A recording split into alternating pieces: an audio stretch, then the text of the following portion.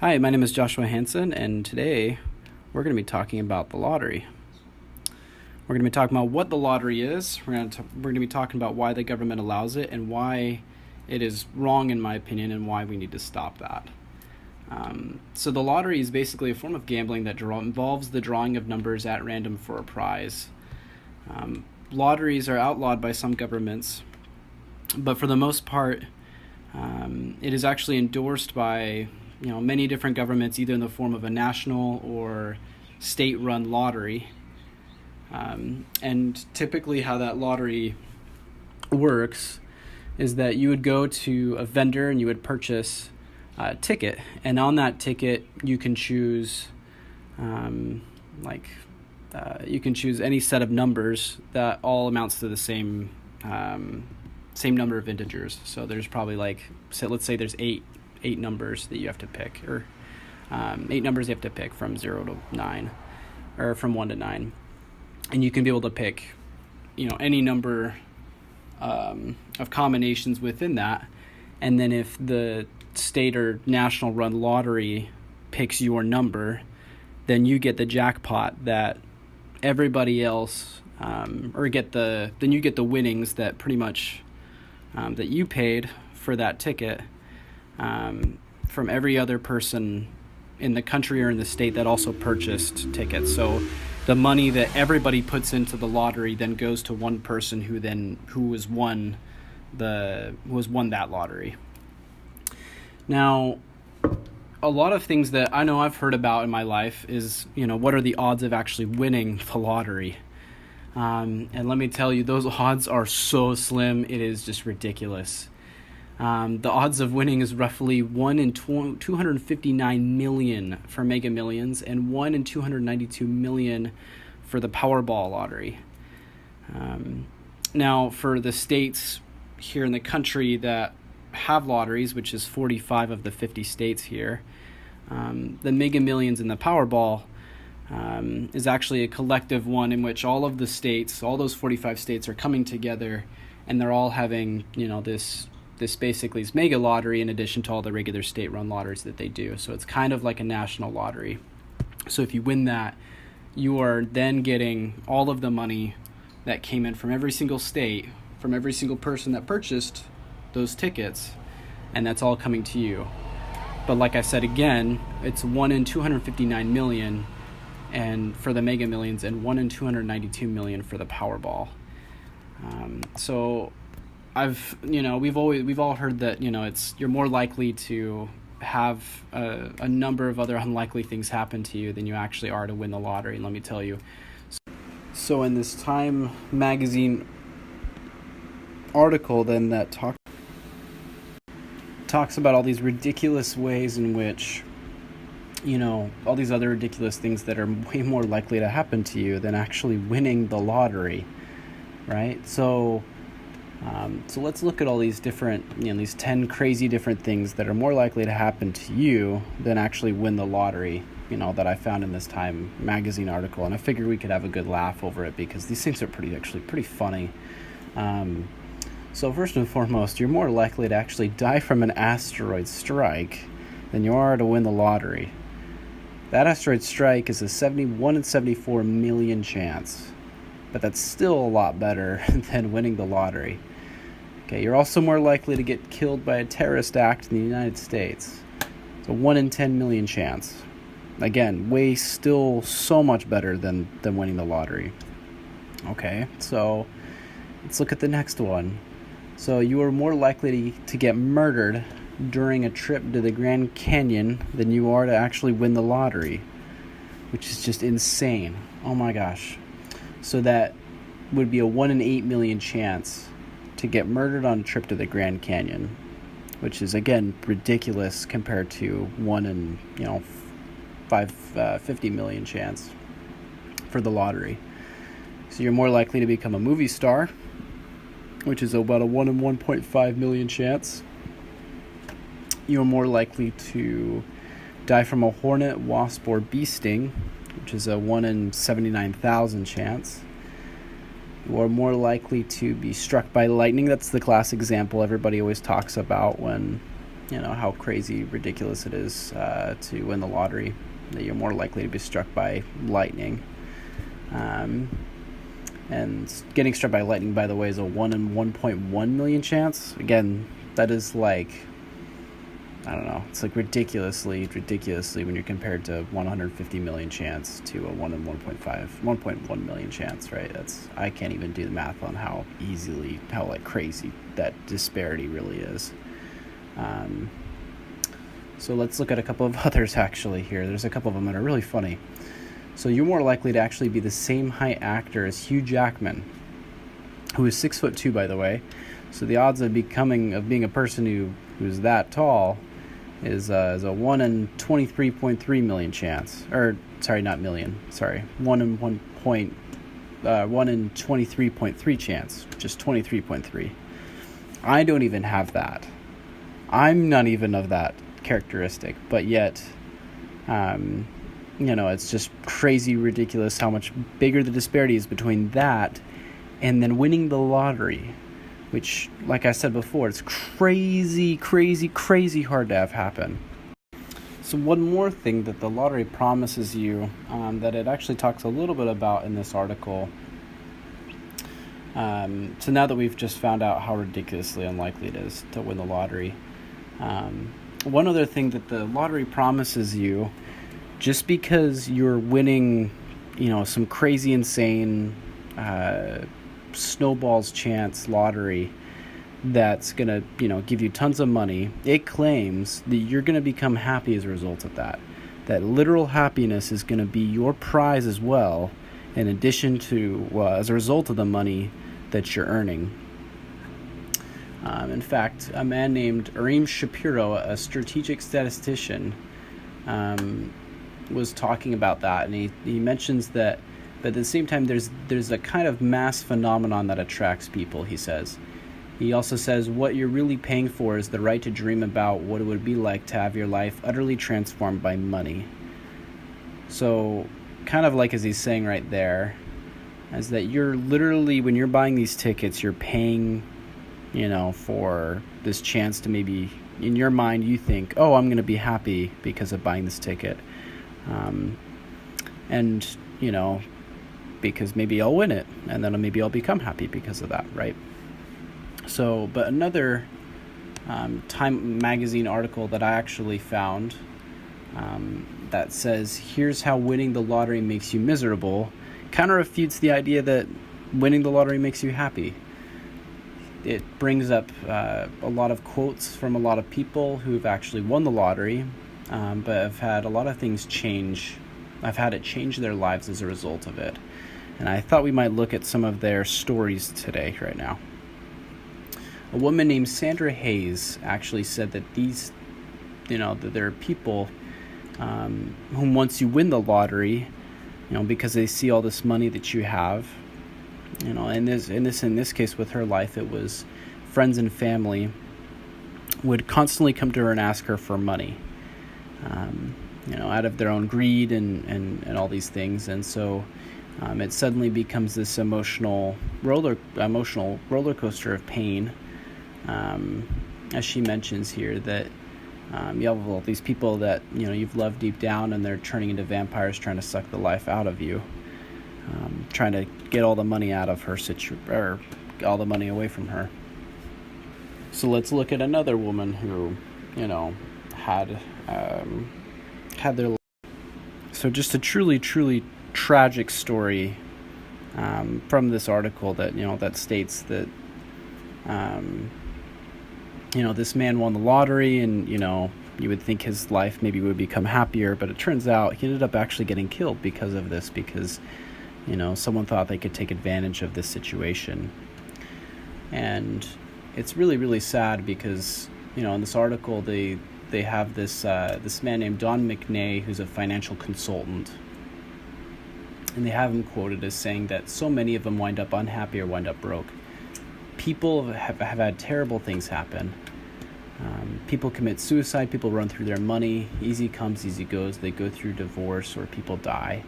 It's just upheaval that they're not ready for. It's the curse of the lottery, because it made their lives worse instead of improving them. One other thing this article says that, kind of really sums up this whole situation is that about 70% of people who suddenly receive a windfall of cash will lose it within a few years. Well, it's really sad, because that means that anybody who really wins the lottery, the majority of them are all going to just become bankrupt really quickly, because one, they not only know not how to spend their money, but two, because they go through spending this money thinking that's going to make them happy, but it turns out it actually makes them very miserable and sad. So now that we know that the lottery not only is so ridiculously impossible, just almost impossible to win, and not only then do we know that the people who happen to be that insanely lucky to actually win it, turning out that they're not actually happy to win it, and many end up either dead or divorced, or just miserable and in all kinds of sadness. Not only do we find that, or not only after knowing all that, you wonder, well, why does the government even sponsor it? Because it's just run by the state, right? So when I was looking through this, I found in a Public School Review article, which is mainly just quoting from Washington Post the entire time, it goes through and talks about how, it's a classic thing for these state lotteries to say that, hey, well, the money that we're bringing in for this lottery is going to go to help pay for extra things in the education budget for the state. So not only is the state being funded normally for its taxes, but in addition to that, we're going to also give some extra money to them, through the lottery. And, at the beginning of the article, it talks about how, maybe some of that is indeed true, at least at the beginning, at least when they just first put in those laws into place, right? It talks about how Virginia in 2011 brought in more than $444 million for public schools, which makes up about 8% of public funding for the school system overall. So that's a decent amount right there, right? And it, looks like on the surface at least, okay, well, that's good. And then they're the real winner, right? So, and it also talks about North Carolina.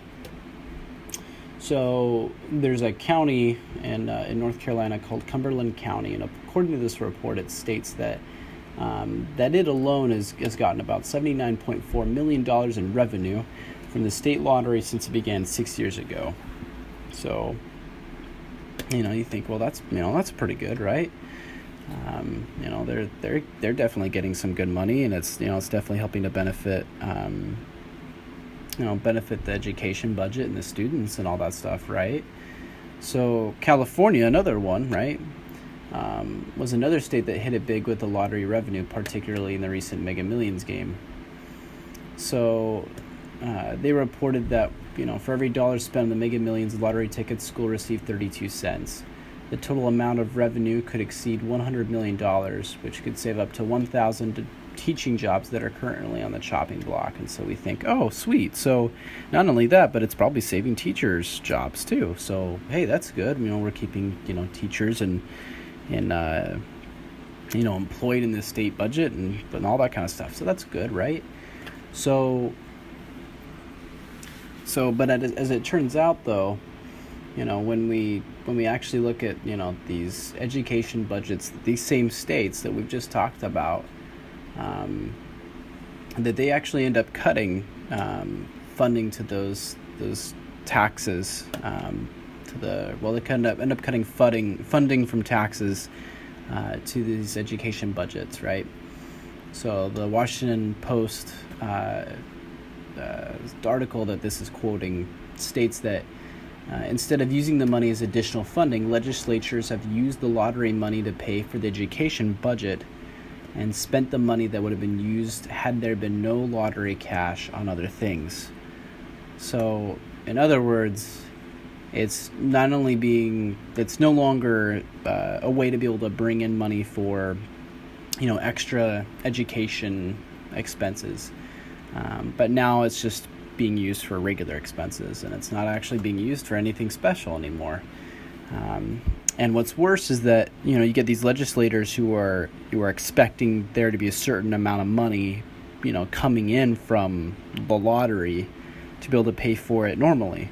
So what happens, I'm just curious, what happens if there's no, like a lot less money than they usually appropriate for those budgets that happens to come in that year from the lottery?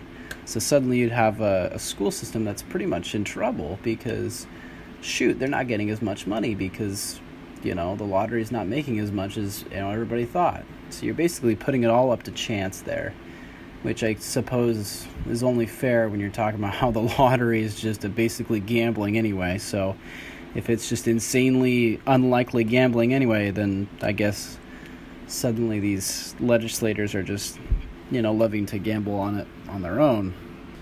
And in fact, the North Carolina school officials agreed that the lottery money is now a staple of the education budget rather than icing as the cake, as this article then reports. So it quotes a particular assistant superintendent of Cumberland County Schools, who told the media that the lottery money didn't add teachers, it just actually replaced existing positions. Which means, in other words, it never actually helped anything, and it never helped save any teaching jobs, and it's only made things worse because, we have no idea how much money is actually going to be appropriated for the education budget, and it's not actually going to help the education. So now that we hear about, it's okay, so it's really unlikely that you even win the lottery in the first place. You're wasting money, basically. You really are. Not only that, but you're also, let's just say you're that lucky to win. Okay, well, you were promised happiness when you actually won the lottery, won the lottery, but unfortunately, you're actually just going to find sadness and pain, maybe even death or divorce, so a loss of love or loss of life.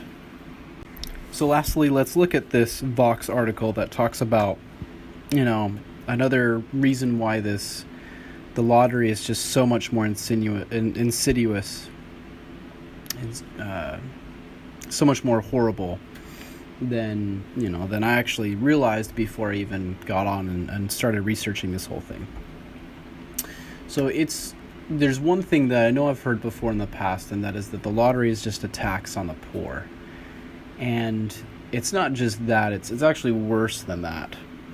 So, it goes on to talk about how this person, who works at a packaging store, or actually at a vendor, who saw, people coming in droves, basically addicts, gambling addicts, who would buy thousands of dollars in lottery tickets. And one of the things he observes about this is not only are these people obviously addicted to gambling, and that's something that they really need to get help for, and this is really sad, but they're also largely poor. They're largely minorities as well. So the lottery is preying upon the poor and the minorities. So let's look at the numbers for that for 1 second. So all these numbers are coming from the state of Connecticut, but as an example. So when it talks about how it's preying upon the poor, it talks about how people in wealthy neighborhoods don't buy lottery tickets. I mean, no one would, right? So people in poor neighborhoods are the people that are actually advertised more often too, so they'll actually buy more tickets, right? And they're in a situation in which, it's easier to tell them, hey, you don't normally go out, you're not going to become like a CEO of a business, or you're not going to, go out and make any money, normally through different ways or methods. So let's just give you a snowball's chance of winning the lottery, and, we'll make you a mega millionaire or something like that, right? So nationwide, people who make less than $10,000 spend on average about 6% of their income. That's $597 per year that they spend, which on top of the 12% they already spend on their federal taxes, it's quite a bit of their money. So it's an extra tax on the poor that you're basically bringing in for your state, which is it's just insidious. That's just horrific. In addition to that, let's look at the minority part of that whole thing. It talks about how nationwide African Americans spend 5 times more on lottery tickets than white people. In Connecticut, places with high non-white populations tended to have far more lottery ticket sales than places with smaller non-white populations. That's what this article was trying to say. And as it has this statistic, it's showing that as the percentage of non-white increases, more and more people will buy tickets and all those things like that. So, as I want to close up this podcast for the day, I just want to reiterate how bad, in my opinion, the lottery is, and why, so we found out that it's incredibly unlikely that you're going to win the lottery in the first place. If you do, you're usually going to become very sad, depressed, you may die, you might even become divorced, and, it's a 70% chance you're actually just going to end up straight up bankrupt in a few years. And on top of that, it's not going to help or benefit the education system, and it's definitely not going to benefit minorities, where it's just going to take money from them and from anybody else who's poor as well. So I think this is something that we really need to talk about as a nation, and really have dialogue on, so that we can be able to get rid of this and actually teach people real financial things that can actually help benefit our education system better, and be able to help benefit those who are actually poor and those who are minorities.